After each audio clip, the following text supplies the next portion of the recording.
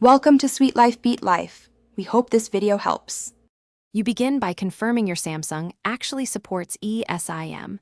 Open Settings and check About Phone for eSIM or eSIM profiles. Once done, gather the carrier QR code, activation code, or the carrier's app credentials. This is how the profile is delivered. Make sure you're on a stable Wi-Fi network and your battery is above 20% so the download won't fail. Now open Settings and navigate directly to Connection's SIM card manager.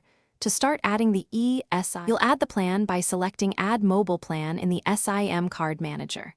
When prompted, scan the carrier QR code or tap Enter code to paste the activation string. This step verifies your line with the carrier. Make sure to accept any network or permission prompts because the phone needs to download the profile and configure carrier settings.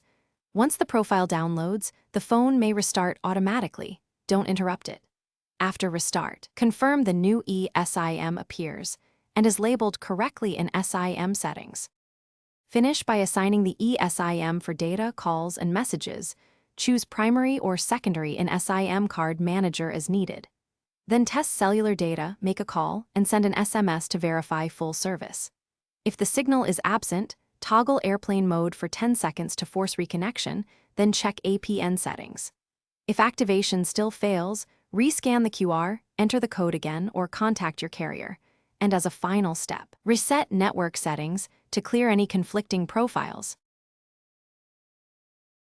Thanks for watching. Consider subscribing if we helped you.